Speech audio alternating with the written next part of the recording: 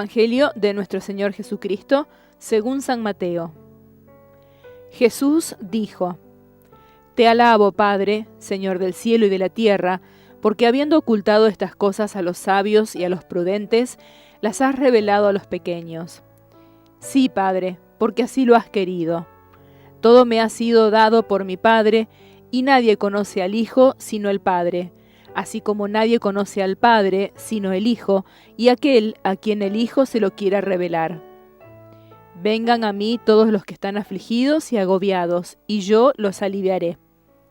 Carguen sobre ustedes mi yugo y aprendan de mí, porque soy paciente y humilde de corazón, y así encontrarán alivio. Porque mi yugo es suave y mi carga liviana. Palabra del Señor. Hola amigos y amigas, reflexionemos juntos esta palabra que hemos proclamado y escuchado. Sabemos que Jesús de Nazaret, después de estar muchos años, alrededor de 34 años con su familia, allí en Nazaret, luego él va a morir, sabemos, a los 37 años, el 7 de abril del año 30 muere Jesús a los 37 años. Después de los 34 años, ¿qué hace Jesús? Va al río Jordán a hacerse bautizar por Juan. Y no es que después vuelva a Nazaret, sino que permanece allí en torno al lago de Galilea, al mar de Galilea, al lago de Tiberíades, y allí en Cafarnaún inicia su predicación. Podríamos preguntarnos por qué Jesús no fue a su casa, entre los suyos, a Nazaret, a predicar el Evangelio de la vida, que él traía esta propuesta nueva. Hubiera sido como hacer un hueco en el agua. La mentalidad de la gente de Nazaret era una mentalidad muy cerrada, muy conservadora. Los parientes, la familia de Jesús era gente con mentalidad muy conservadora y muy cerrada. Por eso Jesús decide ir a predicar el Evangelio, esta propuesta nueva, decide Jesús realizarla en Cafarnaún.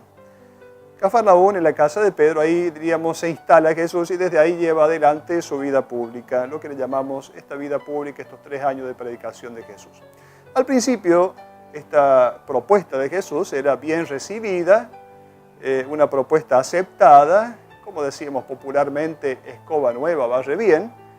Sin embargo, después de un tiempo, esta propuesta comienza a ser rechazada. Una propuesta que es rechazada por quienes, sobre todo por las autoridades de Israel.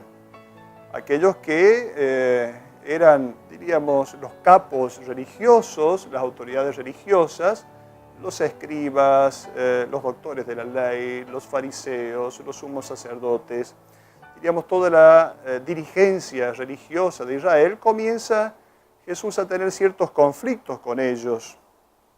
Sin embargo, Jesús lleva adelante su predicación. Esto me hace acordar, estamos en el mes de julio, en el cual se ha celebrado hace poquito, hace poco más de un mes, la fiesta de San Antonio de Padua, un poquito menos de un mes quizás, San Antonio de Padua. Se decía de San Antonio que cuando fue a predicar a Rímini, nadie lo escuchaba, los herejes no lo escuchaban, no aceptaban su predicación. Y entonces Antonio va a predicar el Evangelio, la propuesta de Jesús, la enseñanza de Jesús, va a predicar cerquita del mar, y entonces parece que entre el mar y el río, ahí cerquita va a predicar San Antonio, y finalmente cuando predica San Antonio, los peces, todos se ponen como de pie, sacan sus cabecitas del agua escuchándolo a Antonio. Ciertamente esta leyenda puede simplemente servirnos para dibujar, pintar la experiencia de un predicador. Jesús es un predicador del reino, es el predicador del reino de Dios. Él trae la novedad absoluta del reino de Dios y muchas veces esta predicación de Jesús ha encontrado rechazo, ha encontrado, digamos, no una respuesta positiva. Jesús continúa adelante su predicación, pero quizá nosotros haríamos un análisis social respecto de la no aceptación de la propuesta del Evangelio, o quizá nos enojaríamos inmediatamente, nosotros predicadores de la iglesia, nos enojaríamos inmediatamente o quizá estudiaríamos la situación. Jesús frente a esto, ¿qué hace? Ora, Jesús ora. Jesús dice, te alabo, Padre, Señor del cielo y de la tierra, porque has ocultado estas cosas a los sabios y a los prudentes y las has revelado a los pequeños. Jesús se da cuenta que la revelación, revelar con B corta, sacar el velo, es Dios que se da a conocer. La revelación no es aceptada por los sabios y los prudentes, aquellos que se consideran los conocedores de la ley de Dios. Como decíamos, son las autoridades religiosas de Israel, sobre todo. No es aceptado el mensaje por ellos, sino por los pequeños. Los pequeños. ¿Quiénes son los pequeños? Tantas veces son estos excluidos, estos marginados, estos postergados. Bueno, son ellos los que van en busca de esta salvación, van en busca de esta liberación que propone Jesús, de esta propuesta nueva de Jesús. Las autoridades religiosas estaban encasillados en sus propuestas antiguas, en lo de siempre. La propuesta de Jesús es absolutamente nueva. Con Jesús irrumpe definitivamente el reino de Dios y en esta novedad está presente entonces todo aquello que en Israel no estaba presente, en la predicación de los judíos no estaba presente. Al menos no estaba completamente, hubo ciertamente una gestación en el antiguo Israel, pero lo que es la revelación total, plena, definitiva, la trae Jesús de Nazaret. Y ciertamente podríamos pensar que, como dice la carta a los Hebreos, Dios habló antiguamente a nuestros padres hasta que finalmente nos ha hablado en su Hijo Jesús. Entonces nosotros pensamos que esto es como un fruto que está en el árbol. Hay un proceso de maduración del fruto, pero finalmente la caída del fruto es un hecho diverso a este fruto. Entonces, este proceso de maduración del fruto es todo lo que Dios fue haciendo para preparar al pueblo de Dios, al pueblo de Israel, y finalmente la caída del fruto ya maduro es la llegada de Jesús. Es un hecho que tiene que ver con el anterior, la caída del fruto tiene que ver con el proceso de maduración, pero al mismo tiempo es un hecho absolutamente nuevo, inédito, la llegada de Jesús. Esta propuesta entonces es para los pequeños y de hecho Jesús inaugura una religión de los pequeños.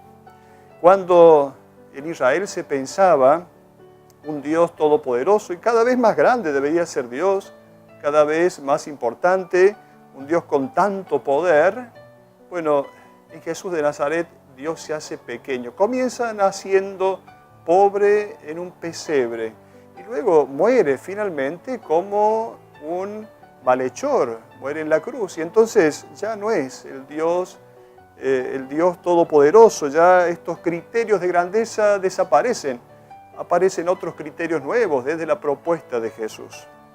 Por eso Jesús va a traer un evangelio que no siempre es aceptado, muchas veces es rechazado y es aquí cuando nosotros tenemos que pensar de dónde estamos, de parte de quién estamos.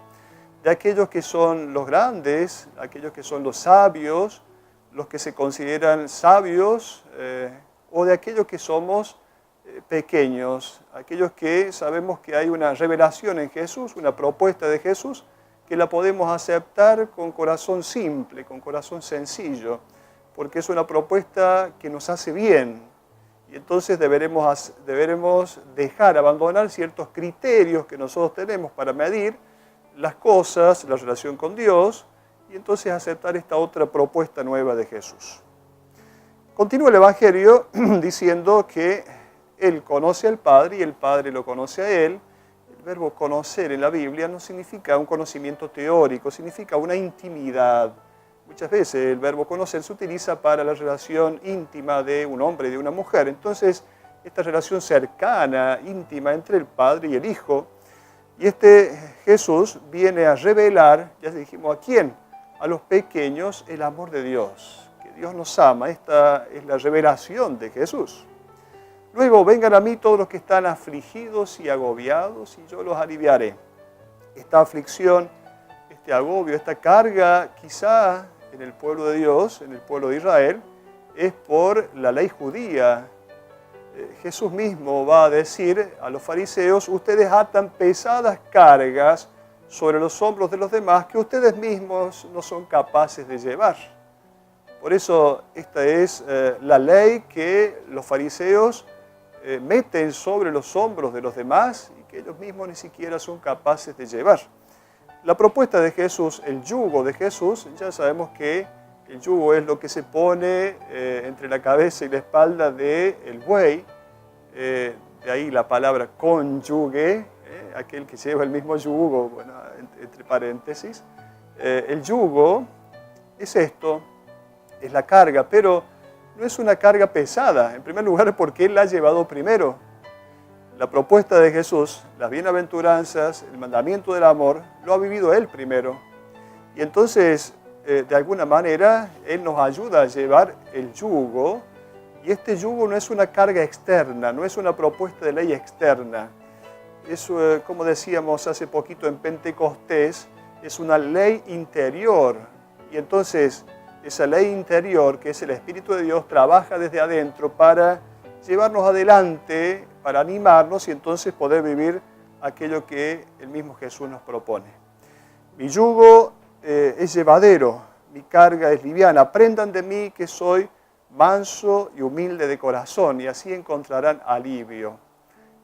Manso y humilde de corazón, esto aparece también en las bienaventuranzas.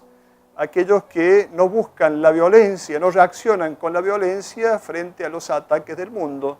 Bien, aprender de Jesús, entonces llevar este yugo, saber que Él es el manso y humilde de corazón. En esta propuesta de Jesús sabemos que estamos nosotros involucrados porque llevar el yugo de Jesús es algo posible. Jesús no nos va a obligar a llevar un mandamiento imposible.